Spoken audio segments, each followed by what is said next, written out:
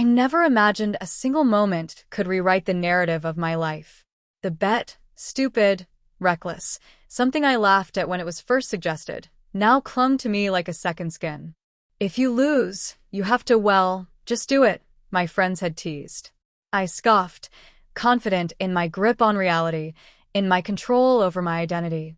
Yet here I am, standing in the dim light of my bedroom, a package unopened in front of me, heart hammering with the pulse of a secret I didn't yet dare to name. I had always prided myself on being rational, grounded. But this felt different. The package held the promise of transformation, of a self I had never allowed myself to envision. As I tore the wrapping, the silk and lace inside seemed to whisper, "You know you've always wondered." I shook my head violently. No. Not me. I am who I am. I am the guy who jokes too loudly, who throws back beers, who avoids mirrors when the reflection feels too honest. Yet, somewhere deep in the hollow of my chest, a tremor of curiosity had already begun. The first piece was a dress, soft and dark, the kind that shimmered when it caught the light. I traced the fabric with trembling fingers, almost reverently, as if I were holding a fragile possibility rather than a mere garment. I told myself it was just for the bet, just to humiliate myself in front of my friends. I laughed nervously, trying to anchor my thoughts in ridicule, but my reflection in the window, dark, glassy, unyielding, seemed to mock me. There was a spark there, something latent, something aching to surface. I set the dress aside and looked around my room, cluttered with reminders of my so-called masculinity. Sports trophies, old jeans, posters of rock bands whose rebellious anthems I had once clung to. Everything screamed identity, and yet, suddenly, everything felt hollow. I felt exposed in a way I couldn't name. My fingers brushed my jaw, tracing the familiar plane of my face, and I felt the first pang of something like fear.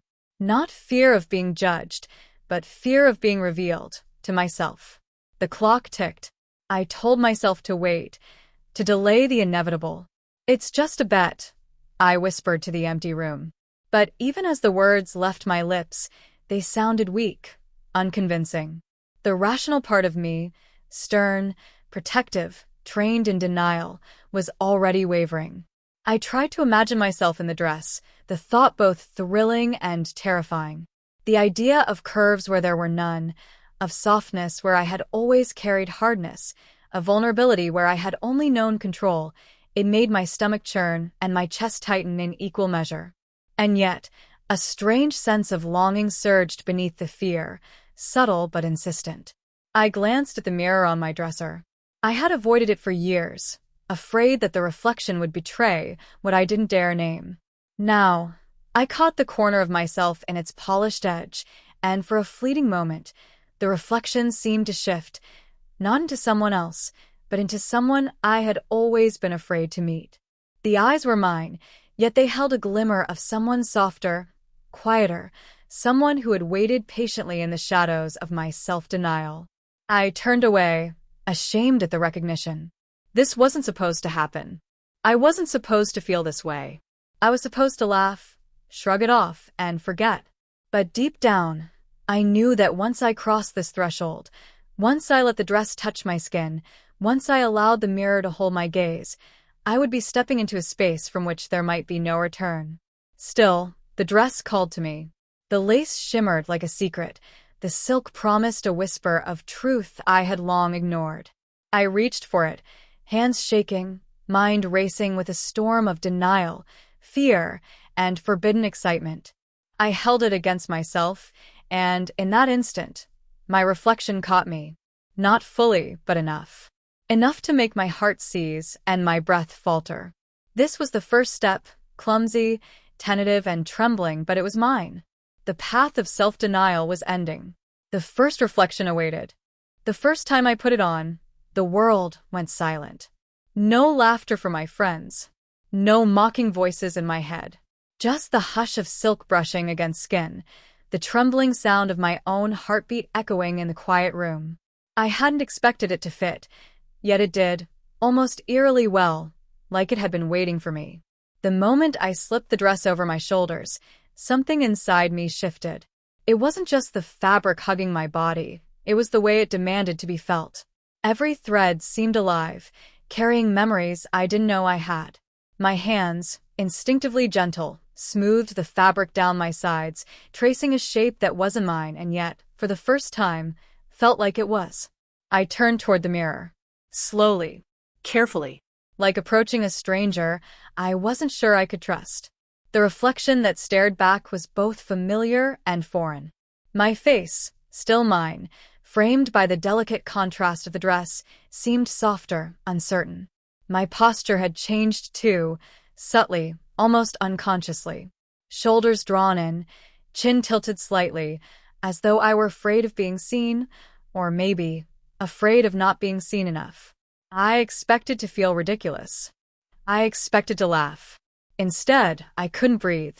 For the first time in my life, I wasn't looking at my reflection. I was looking into it. I reached out, fingertips brushing the cool surface of the glass. The person looking back blinked when I did, smiled when I smiled, but her eyes carried something mine never had. A kind of stillness. A kind of knowing. Like she'd been waiting years to be acknowledged. A tremor ran through me. "No, this isn't me," I whispered. But the girl in the mirror only tilted her head, as if to say, "Are you sure?" I stepped closer. My reflection seemed to breathe with me, move with me, but every second that passed, it became harder to tell which side of the mirror I belonged on. I traced the neckline of the dress with unsteady fingers, feeling the weight of the silk, the strange comfort it offered. I'd worn costumes before. Halloween, school plays. I'd even joked once about how well I could pull off a girl's outfit if I really tried. But this wasn't pretend. The air felt charged, like something sacred was happening. My laughter, my denial, my confidence, all of it dissolved into the quiet hum of recognition. I don't know how long I stood there. The light shifted from gold to dusk, and the room grew dim. My reflection blurred in the fading light, but the image stayed imprinted in my mind. That girl, that quiet truth, that haunting familiarity. When I finally pulled the dress off, I did it gently, reverently. The air felt heavier afterward, the fabric's absence like a ghost against my skin. I folded it neatly, though my hands were trembling. My heart pounded with something I couldn't yet name. Not fear, not shame, but something deeper. Something closer to loss. I told myself it was just the shock of seeing myself like that I was overthinking it, that it was all part of the bet. But when I washed my face and looked again at the mirror, expecting to see me again, the reflection that greeted me was incomplete. My hair, my clothes, my expression all familiar. And yet, the girl's eyes, her softness, her truth, lingered. I couldn't shake her from my mind. That reflection haunted me in the quiet hours of the night. When I closed my eyes, I saw her. When I dreamed, I was her.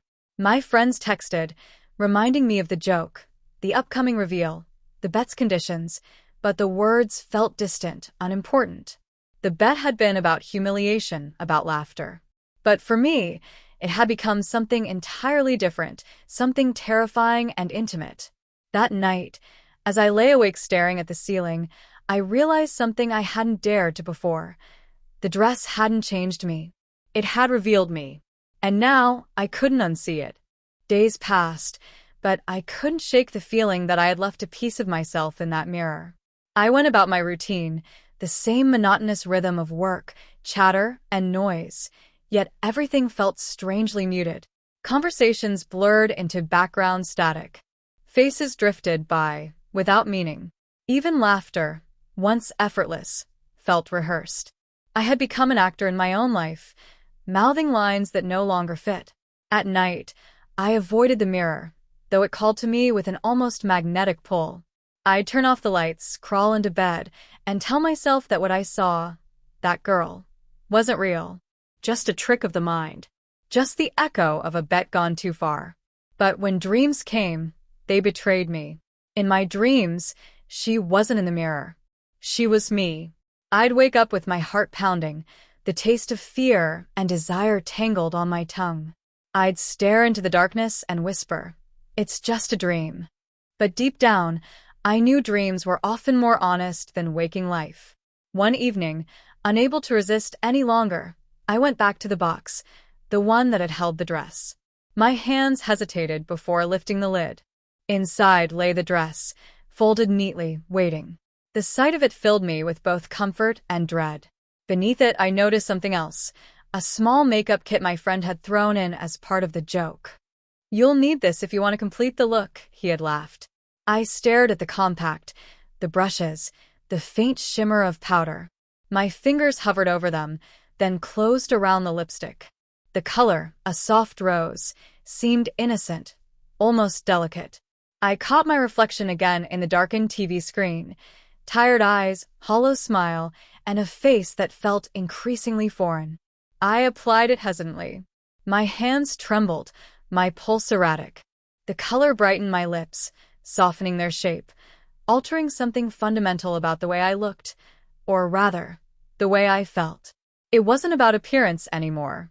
It was about recognition. I put on the dress again. This time, it didn't feel like trespassing. It felt like coming home. My reflection took form slowly in the mirror, as if rising from the surface itself, the same girl, yet different. Her presence wasn't haunting this time. She looked calm, certain, as though she had been waiting for me to finally return. I whispered, "Who are you?" Her lips moved with mine, forming the same question. A strange ache filled my chest, not fear this time, but longing. For what I couldn't yet define. Maybe for freedom. Maybe for permission. Maybe for myself. The days that followed blurred together in a haze of duality. I went out into the world as him, the same old me, but the reflection I left behind each morning lingered like a shadow.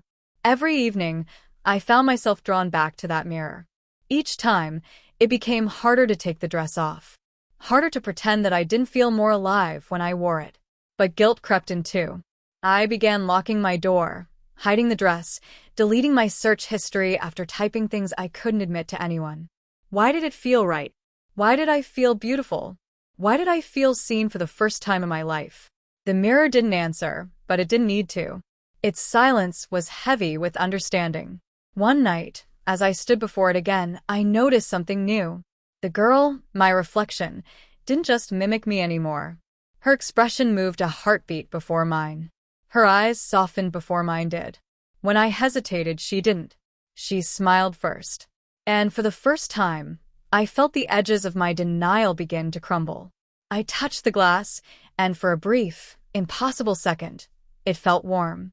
I whispered, "I think I know you." Her lips curved into a knowing smile, and for an instant, I swear she whispered back, "You always have." My knees weakened, breath catching as I stumbled backward. My mind screamed it was impossible, but my heart, that traitorous, aching heart, knew otherwise. Something was happening.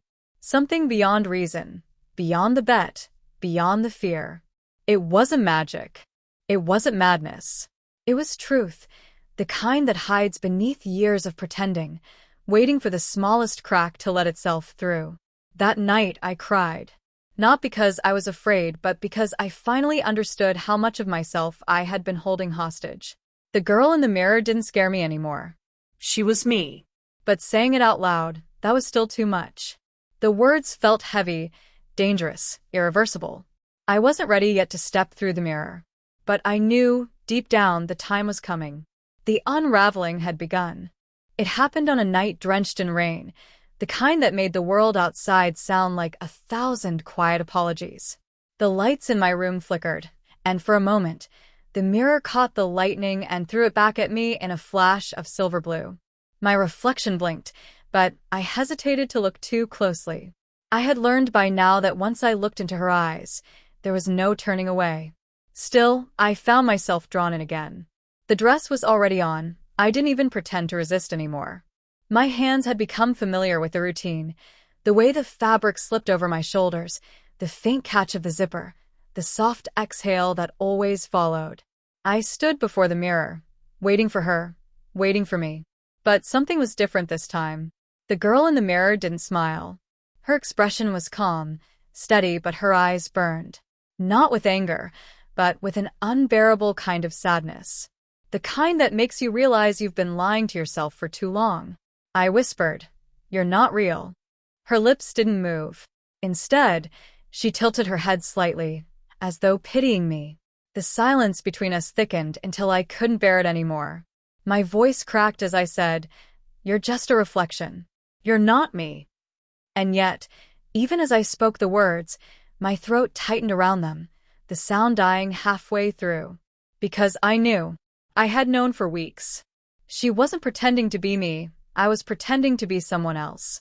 The lightning struck again, flooding the room in cold white light, and for a moment, I saw us both, perfectly in sync, perfectly aligned, two versions of one truth colliding.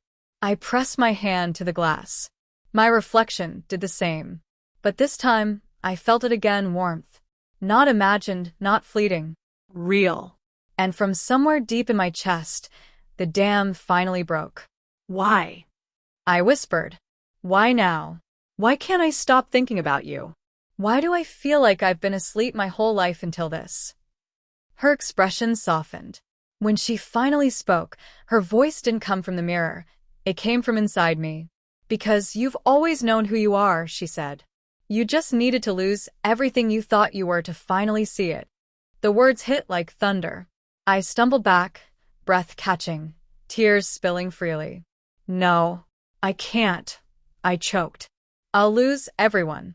My friends, my family, they'll never understand." The reflection stepped closer, impossibly closer, until it felt like she was pressing against the inside of the glass. Her hand lifted again, touching the invisible barrier between us. "You already lost them," she whispered, "when you chose to live a version of yourself that wasn't real."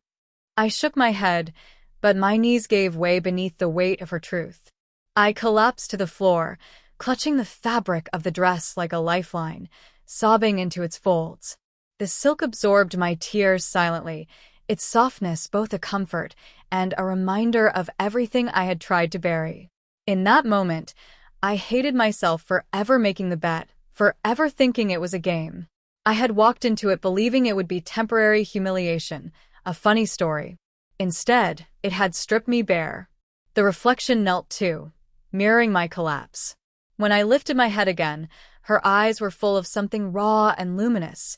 Empathy, maybe, or understanding so deep it hurt to look at. "Please," I whispered, "tell me how to stop feeling like this."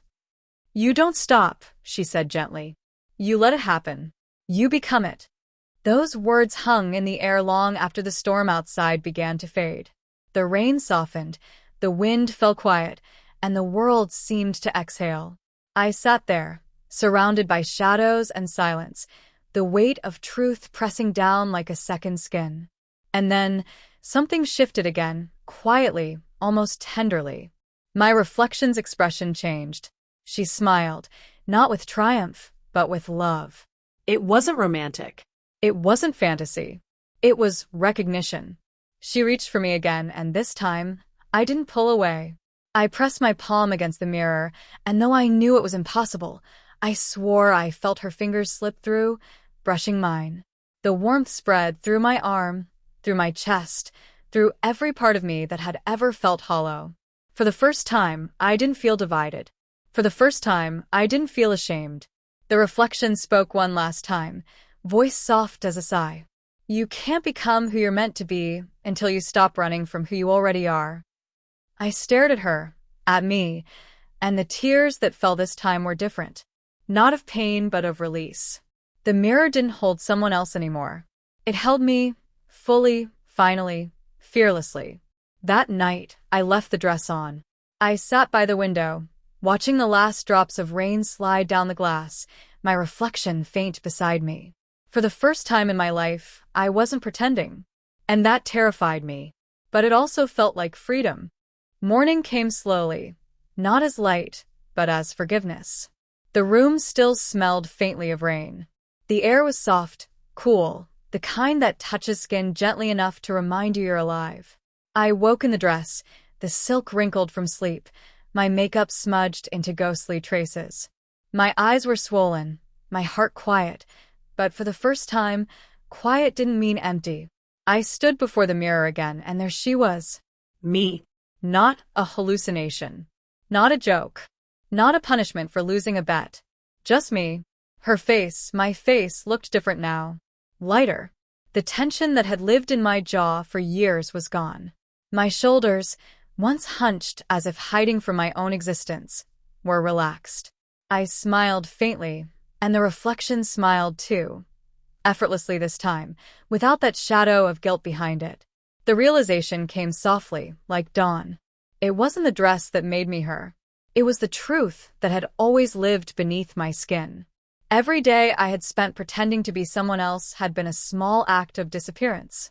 But now, for the first time, I felt visible, to myself if no one else. The mirror didn't feel like a barrier anymore. It felt like a window. And through it, I saw not what I had lost, but what I had found. There was no voice this time. No whisper from the other side. Just silence, calm, accepting silence. Because she didn't need to speak anymore. She wasn't separate. She was me, and I was her. The reflection had become one. I traced my fingers across the glass, but it felt like touching my own skin. My reflection did not echo. It moved with me, like a memory finally restored. I thought of my friends, the laughter, the bet, the shallow moments that had unknowingly set all this in motion. Would they understand? Would they laugh again, cruelly, when they found out? Maybe. But that fear no longer held power over me. Their understanding was never the mirror I needed to look into. I took a slow breath, letting the air fill my lungs until it felt almost cleansing. I'm not who I was, I whispered. And maybe I never was him at all. The reflection nodded, not as echo, but as affirmation. It's strange how liberation can arrive disguised as a punishment. How the thing we fear most, being seen, can become the very thing that saves us. I used to think of identity as armor, something rigid and unchanging. But now I saw it for what it truly was, something fluid, delicate, like silk under fingertips, like rain against glass. The dress, the makeup, the reflection, they weren't masks. They were mirrors. And for the first time, I wasn't afraid of what they showed me. I opened the window.